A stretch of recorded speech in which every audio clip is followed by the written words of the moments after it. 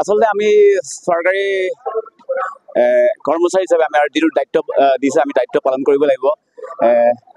যিহেতু গণতান্ত্ৰিক আমাৰ দেশৰ গণতান্ত্ৰিক পৰম্পৰা ৰক্ষা কৰি এই আমাৰ যিটো ইলেকশ্যন বা আমাৰ নিৰ্বাচন সেইটো ইতিমধ্যে আমাৰ প্ৰথম পৰ্যায়ৰ নিৰ্বাচন আমি আমাক চৰকাৰে দায়িত্ব অৰ্পণ কৰিছে। গতিকে সেই দায়িত্ব অৰ্পণ কৰি মোৰ দায়িত্ব পৰিছে আজি মাৰ্ঘেৰিটা বিধানসভা সমষ্টিৰ অন্তৰ্গত ফানেংগাঁৱত ফানেং LP স্কুল।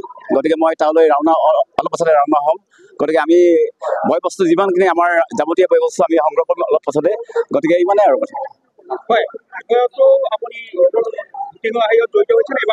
না মই আগতেই জড়িত হৈছে বিধানসভা নিৰ্বাচনসমূহত জড়িত হৈছোঁ। গতিকে এইবাৰ লোকসভাত মোৰ প্ৰথম এবাৰ লোকসভাত।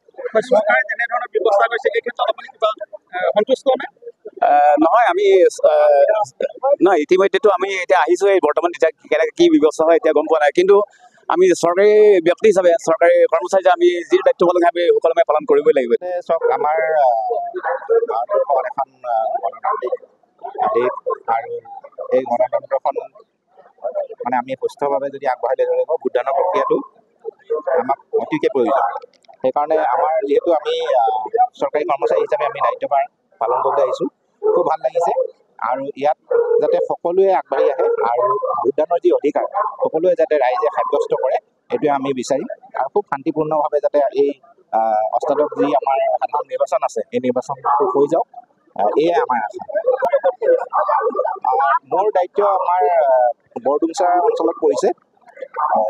আমাৰ মাৰ্ঘেৰিটা যি সমষ্টি আছে সমষ্টি নামীয়া অঞ্চল, কিন্তু ভাল লাগিছে।